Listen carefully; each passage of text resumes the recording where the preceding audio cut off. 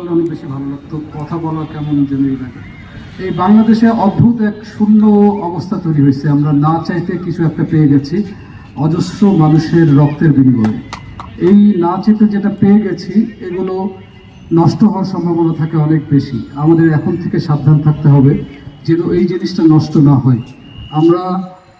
আমরা গত 15-16 বছর আমরা মেটাফরিক ভাষায় চলে যেতে যেতে যেতে যেতে যেতে এত জায়গায় চলে গেছি, নিজেই যেন নিজের গান বুঝি না, নিজেই যেন নিজের কবিতা বুঝি না। কারণ আমি ভাবছি মুখোশ ঠিক মতো পড়ানো আছে তো, যাতে আমাকে ধরে না নিয়ে যায় বা আমাকে কনসার্টে আক্রমণ না করে। আমাদের এখন সময় এসেছে যে আমাদের যা বলার তাই বলার। এখন থেকে যারা ক্ষমতাশীল তাদেরও সমালোচনা করে, যেটা বস্তুনিষ্ঠ সমালোচনার জন্য আমরা আমাদের গানে করতে পারি, যেন হান্নানের মতো কেউ গানের জন্য সরকার বিরোধী বা একটি ফ্যাসিজম বিরোধী বা একটি অন্যায় বিরোধী সংঘের বিরুদ্ধে গান গাওয়ার জন্য যেন তাকে গ্রেপ্তার করানো হয়। আমাদের মিউজিশিয়ানদের চাওয়া খুব বেশি না, আমাদের মিউজিশিয়ানের চাওয়া ভারতীয় যে বলিউড এবং আরও বড় করে আমেরিকান যে হলিউড, এইসব আগ্রাসন থেকে এই জায়গাটাকে বাঁচানো, বাংলা গানকে। আমরা এই আন্দোলনে যারা সঙ্গীত শিখেছিলাম, আমরা বহুদিন ধরেই আমাদের সিনিয়র যারা আছে বহুদিন ধরে সবাই কথা না বলতে বলতে ভুলে গেছে আসলে কি কথা বলতে হয়।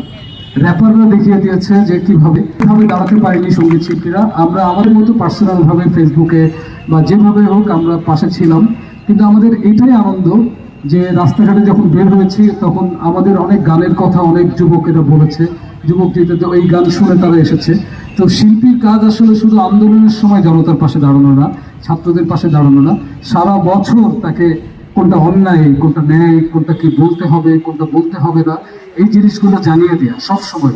সারাদিন চুকু চুকু প্রেমের গান অনেক হয়েছে, অনেক এই ধরনের বিষয় হয়েছে। আমরা এমন কিছু করি যাতে আমাদের ভবিষ্যৎ প্রজন্ম, যেভাবে বব ডিলানের গান দ্বারা অনেকে শিখেছি, আমরা যেভাবে নজরুলের গান দ্বারা শিখেছি, যেভাবে আমরা অনেকের গান দ্বারা আমরা শিখেছি, সেই রকম জিনিস যেন আমাদের ভিতরে থাকে। আর আমাদের যদি বলতে হয় এখন দাবি বলার যদিও সময় না, রাষ্ট্রের কাছে আমরা কিচ্ছু চাই না, আমরা শুধু স্বাধীনতা চাই।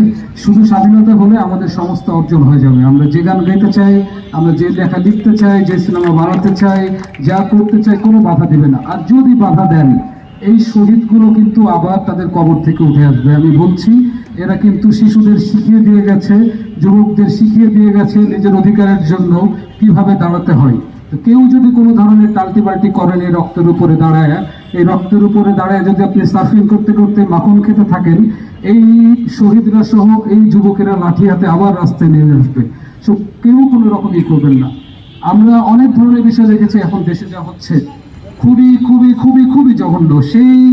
সেই পুরনো ন্যারেটিভ, এরা না থাকলে হবে না, ওরা না থাকলে হবে না, এ আসলে জুজুর ভয়, যেটা সেই জুজুর ভয়তে যা যা ঘটার তাই ঘটছে। কিন্তু যারা এটা নিয়ে সোচ্চার, তারা কিন্তু গণহত্যার সময় এত সোচ্চার ছিল না। আমরা এটার বিরুদ্ধে সোচ্চার, আমরা আগেরটার বিরুদ্ধেও সোচ্চার। আপনারা তখন কিন্তু ছিলেন না, আপনাদের জায়গা আপনারা তখনই হারিয়েছেন যখন আপনারা গণহত্যা নিয়ে কথা বলেননি। তো এখন আমি